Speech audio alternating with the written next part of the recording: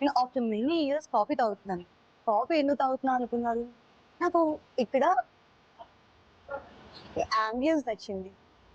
ఇత్తడి కప్, ఇత్తడి glass and ఇత్తడి బౌల్ అన్నమాట.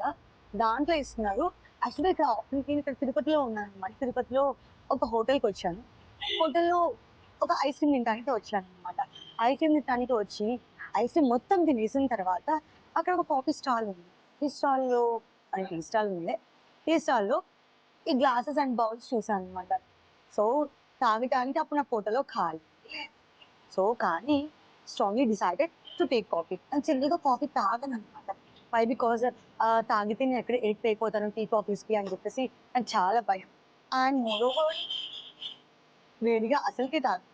సో, చల్లార్చుకోవాలంటే చేతులు కాలుతాయి. అదొక బాధ. అండ్ పెదాలు కాలుతాయి. అదొక బాధ. అండ్ ఇంకా పాలు తాగినా కూడాను బాగా చల్లార్చేసుకొని తాగేస్తాననమాట. సో, అందుకని చెప్పేసి ఈ చల్లార్చుకోవటాలు బేసికల్‌గా కొంచెం బద్ధకం. సో, కానీ ఈ గ్లాస్ అండ్ బౌల్ చూసే నేను తాగుదాం అనుకున్నాను. ఆహ్, నాకు చల్లార్చడం అంటే చాలా భయం. ఆహ్, okay. Very good. So, let me taste it how it is.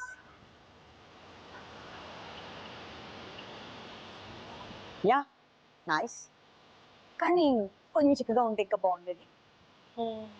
Water ఎక్కువ కలిపేట్టున్నారు. వాటర్ కదా! అందుకని. వర్కౌట్ అవ్వాలిగా. సర్లేండి వాళ్ళని కూడా బతకనిద్దాంలే.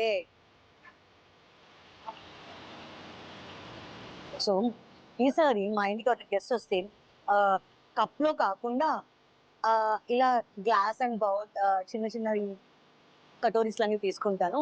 దాంట్లో ఇస్తాను. నాకిట్లా ఇస్తే భలే ఇష్టం తెలుసా? అండ్ హ్మ్. టీ కూడా నేను టీ తాగను కదా! కానీ కప్పు, సాస్ అయితే మెయింటైన్ చేస్తానన్నమాట. జనరల్‌గా వచ్చిన గెస్ట్‌కి ఓన్లీ కప్‌లో ఇవ్వను.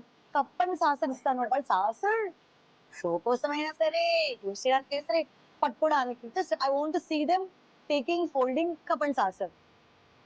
క్రేజీ కదా! యెస్. ఆల్‌వేస్ పని ఈస్ క్రేజీ. సో, ఈసారి మీరు ఇట్లా ట్రై చేయండి బావుంది. ఆహ్, నా ఛానెల్ సబ్‌స్క్రైబ్ చేసుకోవడం మర్చిపోవద్దు. ఇలా చాలా కబుర్లు చెప్తూ ఉంటారు. చాలా క్రేజీగా మంచి టైమ్ పాస్ అవుతుందిలే. ఓకే. బాయ్.